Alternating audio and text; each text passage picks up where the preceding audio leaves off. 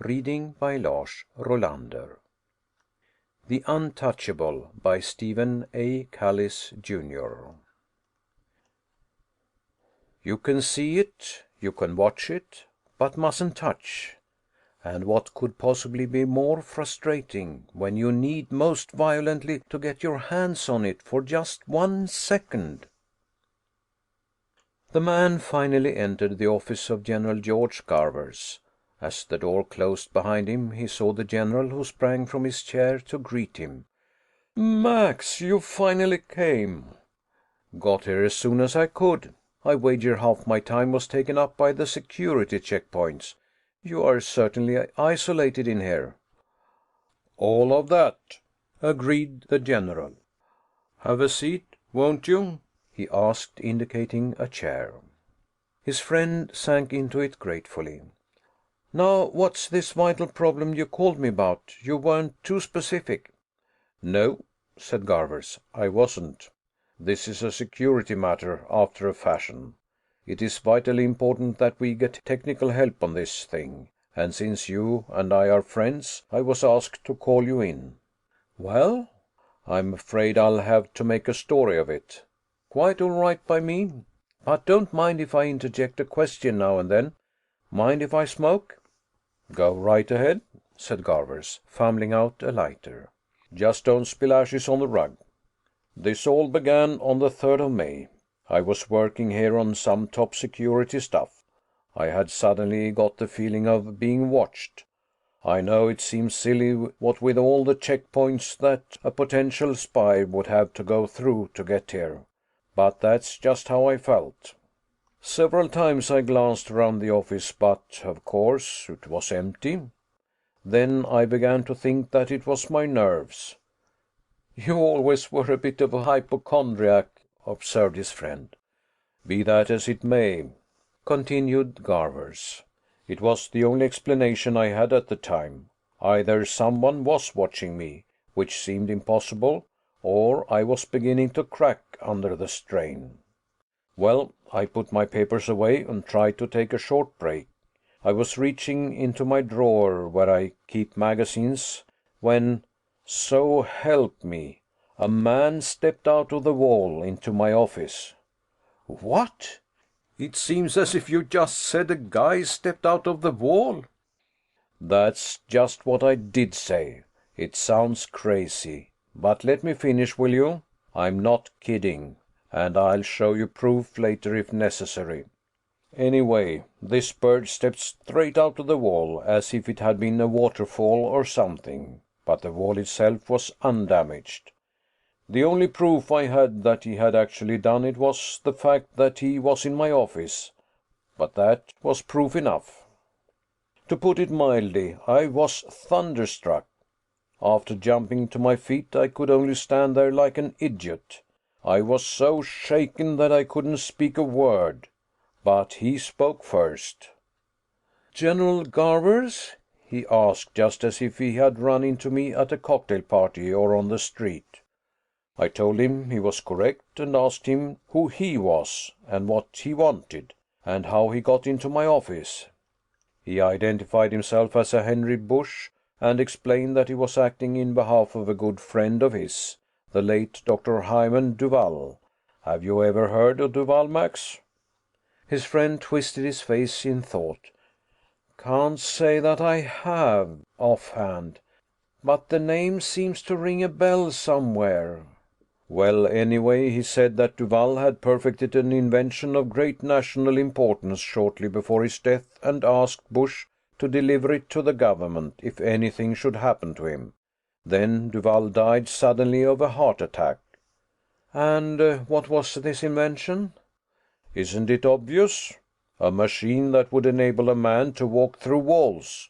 And Bush has no idea how the thing works, other than the general explanation that Duval gave him. And Bush was poles apart from Duval. They were friends from college, but not because of professional interests. It seems they were both double-crossed by the same girl. Duval was a brilliant but obscure nuclear and radiation physicist. He was one of those once-in-a-lifetime fellows like Tesla. He was so shy that he didn't bring himself to anybody's attention, save for a few papers he published in the smaller physical societies' magazines. It was only because he had inherited a considerable amount of money that he could do any research whatsoever. I seem to remember a paper about wave propagation in one of the quarterlies. Quite unorthodox, as I recall," said Max. "Could be. But anyway, about Bush. Bush majored in psychology at college, but took special courses after he had graduated and took a master's in English. He has written 2 novels and 3 collections of poems under various pen names. At the time of Duvall's death, he was working on the libretto of an opera. He has had no technical training, unless you want to count a year of high school general science, so he wasn't too much help in explaining how Duvall's instrument works. And just to make matters more juicy, Duvall kept no notes. He had total recall and a childlike fear of putting anything into writing that had not been experimentally verified." "And this machine, how is it supposed to work?" Garvers got up and began to pace. "According to Bush, Duvall devised the instrument after stumbling into an entirely new branch of physics. This device of Duvall's is a special case of a new theory of matter and energy. Matter is made up of subnuclear particles, electrons, protons, and the like. However, Duvall said that these particles are in turn made up of much smaller particles grouped together in aggregate clouds. The size ratio of these particles to protons is somewhat like the ratio of an individual proton to a large star. They seem to be composed of tiny clots of energy from a fantastically complex energy system, in which electromagnetism is but a small part. Each energy segment is represented by a different facet of each particle, and the arrangement of the individual particles to each other determines what superparticle they will form, such as an electron. Duvall called these subparticles lems. Bush says he was told that a field of a special nature could be generated, so as to make the individual lems in the particles of matter rotate in a special way that would introduce a polarization field, as Duvall called it. This field seems to be connected somehow with gravity, but Bush wasn't told how. The upshot is that matter in the initial presence of the field is affected so that it is able to pass through ordinary matter." "Hold on," interrupted Max. "If a device can do that, then the user would immediately fall towards the center of the earth." "Just you hold on. You didn't let me finish. A single plane of atoms at the base of the treated object is the point of contact. It remains partially unaffected because it is closest to the gravitostatic field center, which I guess is the Earth's center of attraction. This plane of semi-treated atoms can be forced through an object if it is moved horizontally, but its untreated aspect prevents the subject wearing the device from falling through the floor. Bush demonstrated this device to me, turning it on and strolling through various objects in this room. Think of it, no soldier could be killed or held prisoner and—" "Now hang on," objected Max. "Let's not run away with ourselves. He may have perfected a device that would enable a soldier to avoid capture, but there would certainly be other ways to kill him than by bullets. Let's see now. Suppose that the enemy shot a flamethrower at him. The burning materials might pass through him, but he would be cooked anyway. Or poison gas." As far as gas goes, I suppose a gas mask would be necessary. Bush doesn't know about the breathing mechanism, except that he had to take breaths. But as far as fire or radiation goes, the man's protected. If the radiation is either harmful by nature or by amount, the field merely reflects it. It is something called the lemic stress of the field that causes the phenomenon. That's why we need your help." Max scratched his head thoughtfully. I don't understand. Garvers looked pained. When Bush had finished his demonstration, he carelessly tossed the device on my desk. The thing skidded and hit my paperweight, so that the switch was thrown on again. So now the device and my desk are both untouchable. Go over to the desk and try to touch it, said Garvers dryly. His friend got up and ambled over to the desk.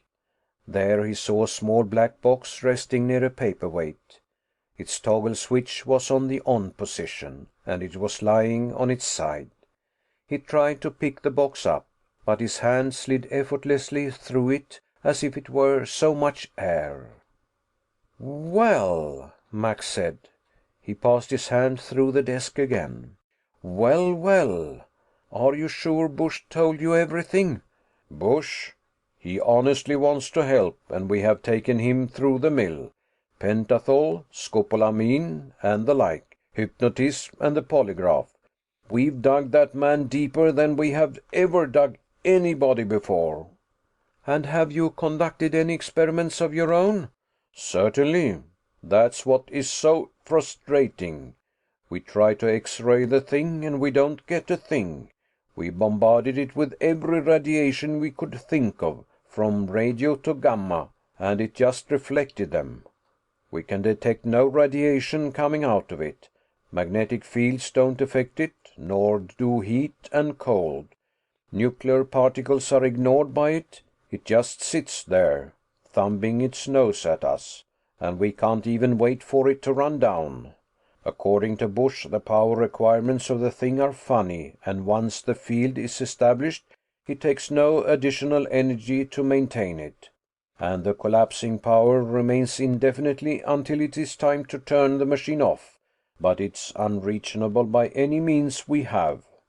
It's pure frustration. There's no way we can analyze it until we can handle it, and no way we can handle it until we can turn it off, and there's no way we can turn it off until we have analyzed it.